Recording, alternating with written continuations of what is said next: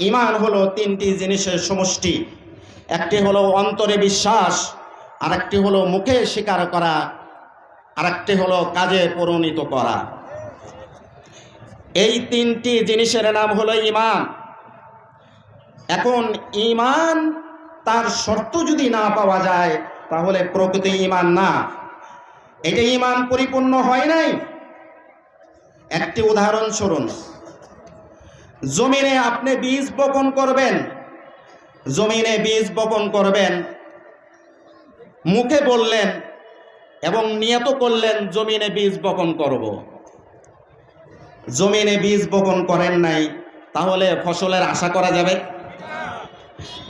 কেন ফসলের আশা করা যাবে না? এ কারণেই বীজ তো বপন করা হয় নাই। তাহলে ফসলের আশা করার জন্য শর্ত হলো যে বীজ বপন করতে হবে। বীজ বপন না করে ফসলের আশা করাটা যেমন অবাস্তব কথা, ঈমান শুধু অন্তরেই বিশ্বাস করলেন, আমল করলেন না। কোরআন বিশ্বাস করলেন ঠিক আছে, আমল করলেন না, জান্নাতের আশা করলেন, নিজেকে পাক্কা ঈমানদার বলে আশা করলেন, তাহলে এটাও অবাস্তব কথা। আপনি বিয়ে না করে সন্তানের আশা করেন, এটা যেমন অবাস্তব কথা, আমল না করে জান্নাতের আশা করা এটাও অবাস্তব কথা, এটাও অবাস্তব কথা। আল্লাহ তাআলা সূরা লুকমানের ৮ নম্বর আয়াতে ৯ নম্বর আয়াতের মধ্যে আল্লাহ তাআলা বলেছেন, ইন্নাল্লাযীনা আমানু ওয়া আমিলুস সালিহাতি লাহুম জান্নাতুন নাঈম। সূরা কাহাফের ১০৭ নম্বর আয়াতে আল্লাহ তাআলা বলেছেন, ইন্নাল্লাযীনা আমানু ওয়া আমিলুস সালিহাতি কানাত লাহুম জান্নাতুল ফিরদাউসি নুজুলা। যারা ঈমান এনেছে, নেক কাজ করেছে, সৎ আমল করেছে, তাদের জন্য অতিথিয়তার জন্য রয়েছে জান্নাতুল ফেরদাউস। তাহলে জান্নাতুল ফেরদাউস পাওয়ার জন্য শর্ত হলো ঈমান আনতে হবে, আমল করতে হবে। যারা বলে আমরা তো নামাজ নাও পড়লে আমাদের ঈমান আছে, তাদের ঈমান ওই রকম আছে, বিয়ে না করে সন্তান চাওয়া যেমন, আমল না করে জান্নাত চাওয়াও তেমন। আলহামদুলিল্লাহ, আলহামদুলিল্লাহ আলা নি'মাইহিল ওয়াফিয়া ওয়া আলাইহিস সাফিয়াতিল কাফিয়া والصلاة والسلام على من بعث بالأدلة الشافية والمعجزة الباهرة وعلى آله وصحابه الذين هم للاهتداء كالنجوم الظاهرة. أما بعد فأعوذ بالله من الشيطان الرجيم. بسم الله الرحمن الرحيم. إنما المؤمنون الذين إذا ذكر الله وجلت قلوبهم وإذا تليت عليهم آياته زادتهم إيمانا وعلى ربهم يتوكلون. الذين يقيمون الصلاة ومما رزقناهم ينفقون أولئك هم المؤمنون حقا لهم درجات عند ربهم ومغفرة ورزق كريم. وقال النبي صلى الله عليه وسلم ألا إن في الجسد مضغة إذا صلحت صلح الجسد كله وإذا فسدت فسد الجسد كله ألا وهي القلب. آمنت بالله صدق الله مولانا العظيم وصدق رسوله النبي الكريم ونحن على ذلك من الشاهدين والشاكرين. والحمد لله رب العالمين.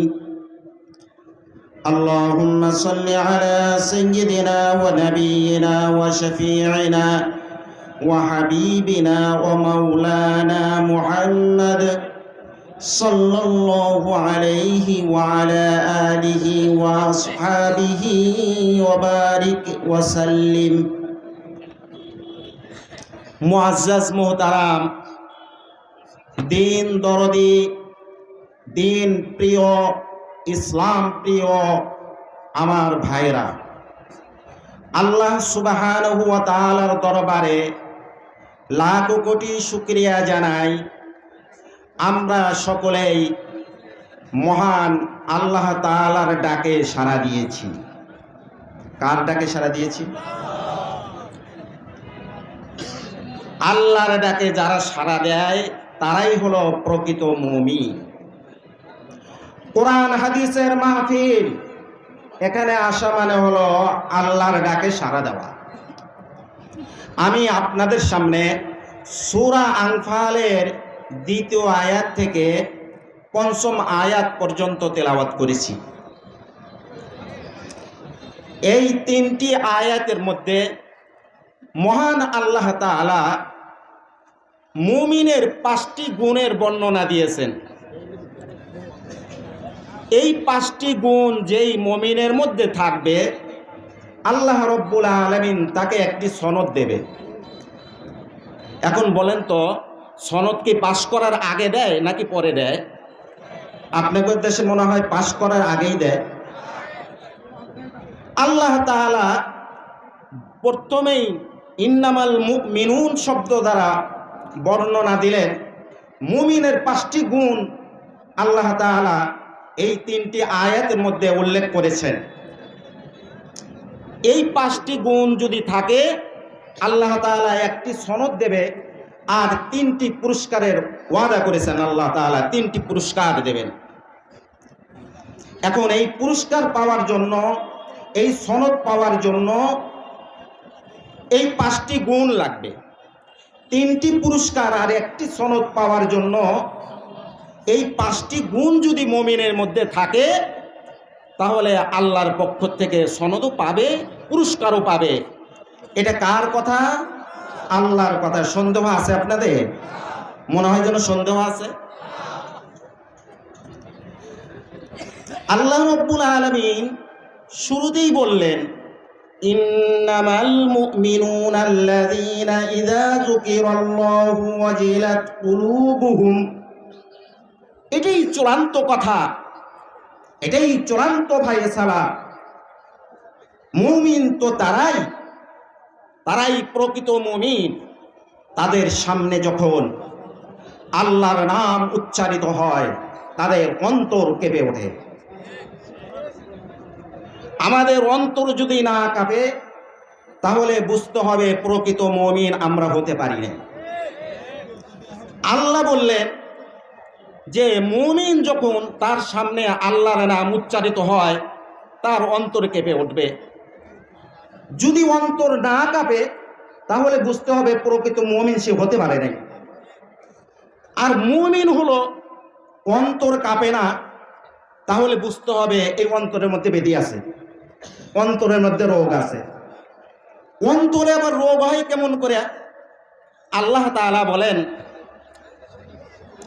ইউখাদিউনাল্লাহা ওয়াল্লাযীনা আমানু ওয়ামা ইয়াখদাউনা ইল্লা আনফুসাহুম ওয়ামা ইয়াশউরুন ফি কুলুবিহিম মারাদুন ফাযাদাহুমুল্লাহু মারাদা।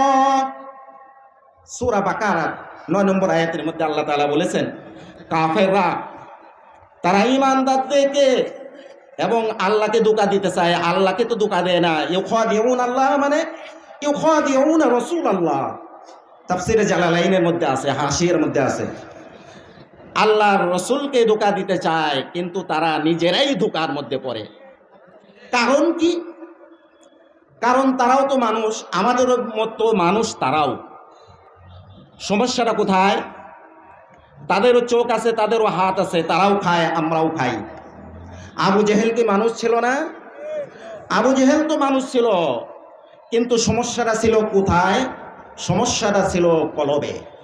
সমস্যাটা কোথায় ছিল? কলবে। তাহলে কলবের মধ্যে যদি রোগ থাকে, তারা এই ওয়াজের প্যান্ডেল থেকে তারা চলে যাবে। আর যাদের কলবটা পরিষ্কার, আল্লাহর ভয়ে যাদের অন্তর কেঁপে উঠবে, তারা দৌড়ে এই কোরআনের মাহফিলে চলে আসবে।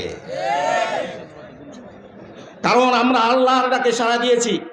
আপনাদেরকে আমি একটি প্রশ্ন করতে চাই, কোনো মেজবান যদি মেহমানকে দাওয়াত করে, মেহমান বাড়িতে আসলো, খাবার প্রস্তুত করা হলো, সামনে খাবার দিলেন, মেজবান সামনে খাবার দিলেন। এখন খাবার রেখে যদি মেহমান চলে যায়, মেজবানের মনে কি খুব ভালো লাগবে? মেজবান খুশি থাকবেন? মেজবান মনে করবেন হয়তোবা আমার দ্বারা কোনো কষ্ট পেয়েছে, এ কারণেই সে চলে গিয়েছে, হয়তো সে আমার উপর খুশি না। যারা এই কোরআনের মাহফিল থেকে চলে যাবে, কোরআনের মাহফিলকে যারা বাধা দেবে, তাহলে বুঝতে হবে আল্লাহর ডাকে যারা সাড়া দিয়েছে তাদের উপর, আল্লাহর উপর তারা খুশি না, আল্লাহও তাদের উপর খুশি না। আমার কথা বুঝে থাকলে বলুন। মুমিনের গুণ কখন হবে? ঈমান থাকলে তারপর গুণ পাওয়া যাবে। ঈমানটা হলো মূল, তারপর যেই গুণগুলো পাওয়া যাবে, এটাই ঈমান থাকলে ওই গুণগুলো পাওয়া যাবে। একটা উদাহরণ, এই যে লাইটটা জ্বলছে, লাইটের গুণ হলো সে আলো দেবে। এখন যদি লাইটে আলো না দেয়, লাইট সেটিং করা আছে কিন্তু লাইটে আলো দেয় না, তাহলে বুঝতে হবে কানেকশন পায় নাই, কানেকশন পায় নাই। এখন কানেকশনও ঠিক আছে, সব কিছুই ঠিক আছে, এই লাইটের গুণ হলো আলো দেওয়া। তাহলে যদি লাইটে আলো না দেয়, বুঝতে হবে ভিতরে সমস্যা। মুমিনরা কোরআনের ডাকে সাড়া দিবে, আল্লাহর ডাকে সাড়া দিবে, জিকিরের ডাকে সাড়া দেবে, মাহফিলের ডাকে সাড়া দেবে। মুয়াজ্জিন আযান বলেছে, তারা সেই ডাকে সাড়া দেবে। যদি সাড়া না দেয়, তাহলে মুমিনের গুণ তো ছিল আল্লাহর নাম উচ্চারিত করলে সেখানে তারা সাড়া দেবে, তাদের অন্তর কেঁপে উঠবে। অন্তর যখন কাঁপে না, তাহলে বুঝতে হবে ভিতরে সমস্যা। লাইট যদি না জ্বলে, তাহলে লাইট জ্বলে না, কানেকশন ঠিকই আছে, লাইট জ্বলে না কেন? লাইট কেন জ্বলে না বুঝতে হবে। তাহলে কোথায় সমস্যা? ভিতরে সমস্যা। মুমিনের ভিতরে সমস্যা, কলবের মধ্যে সমস্যা। বাম স্তনের নিচে 2-3 আঙ্গুল নিচে ত্রিভুজ একটি গোস্তের টুকরা, বুখারী শরীফের 52 নম্বর হাদিসের মধ্যে, প্রথম খণ্ড 52 নম্বর হাদিসের মধ্যে আছে, ওই গোস্তের টুকরা যখন সঠিক হয়ে যায়, ভালো থাকে, পুরা দেহ ভালো থাকে। ওই গোস্তের টুকরা যখন নষ্ট হয়ে যায়, পুরা দেহ নষ্ট হয়ে যায়। তাহলে বোঝা গেল কি? বোঝা গেল যাদের কোরআন ভালো লাগে না, তাদের অন্তরের মধ্যে ব্যাধি রয়েছে। প্রকৃত মুমিন তারা হতে পারে নাই। প্রকৃত মুমিন কিভাবে হওয়া যায়? বুখারী শরীফের সরা ফতুহুল বারি কিতাবের মধ্যে প্রথম খণ্ড 57 নম্বর পৃষ্ঠার মধ্যে আছে। মুমিন কাকে বলে এটা আগে বুঝতে হবে আপনাকে। মুমিন এর উৎপত্তি হয়েছে ঈমান থেকে। ঈমান শব্দের অর্থ হলো তাসদিক। শরীয়তের পরিভাষায় বলা হয় তাসদিকুর রাসূলি ফিমা জাআ বিহি আর রাব্বিহি।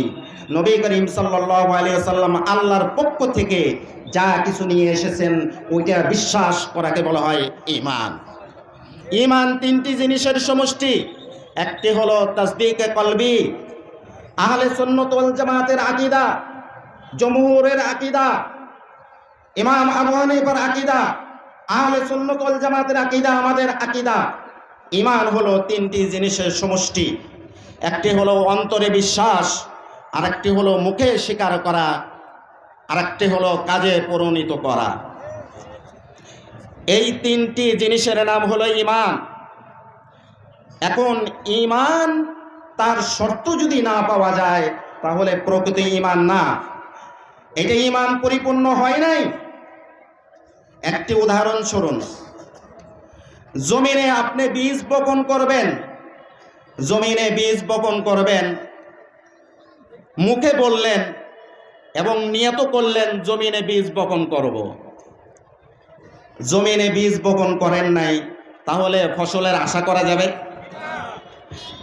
কেন ফসলের আশা করা যাবে না? এ কারণেই বীজ তো বপন করা হয় নাই। তাহলে ফসলের আশা করার জন্য শর্ত হলো যে বীজ বপন করতে হবে। বীজ বপন না করে ফসলের আশা করাটা যেমন অবাস্তব কথা, ঈমান শুধু অন্তরেই বিশ্বাস করলেন, আমল করলেন না।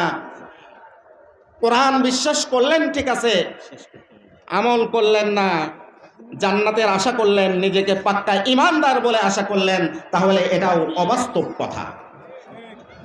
আপনি বিয়ে না করে সন্তানের আশা করেন, এটা যেমন অবাস্তব কথা, আমল না করে জান্নাতের আশা করা এটাও অবাস্তব কথা, এটাও অবাস্তব কথা। আল্লাহ তাআলা সূরা লুকমানের ৮ নম্বর আয়াতে ৯ নম্বর আয়াতের মধ্যে আল্লাহ তাআলা বলেছেন, ইন্নাল্লাযীনা আমানু ওয়া আমিলুস সালিহাতি লাহুম জান্নাতুন নাঈম। সূরা কাহাফের ১০৭ নম্বর আয়াতে আল্লাহ তাআলা বলেছেন, ইন্নাল্লাযীনা আমানু ওয়া আমিলুস সালিহাতি কানাত লাহুম জান্নাতুল ফিরদাউসি নুজুলা। যারা ঈমান এনেছে, নেক কাজ করেছে, সৎ আমল করেছে, তাদের জন্য অতিথিয়তার জন্য রয়েছে জান্নাতুল ফেরদাউস। তাহলে জান্নাতুল ফেরদাউস পাওয়ার জন্য শর্ত হলো ঈমান আনতে হবে, আমল করতে হবে। যারা বলে আমরা তো নামাজ নাও পড়লে আমাদের ঈমান আছে, তাদের ঈমান ওই রকম আছে, বিয়ে না করে সন্তান চাওয়া যেমন, আমল না করে জান্নাত চাওয়াও তেমন। আল্লাহ তাআলা আমাদেরকে এর উপর আমল করার তৌফিক দান করুক। আরেকটি কথা, আমি 1 মিনিটে কথাটা বলে শেষ দেই।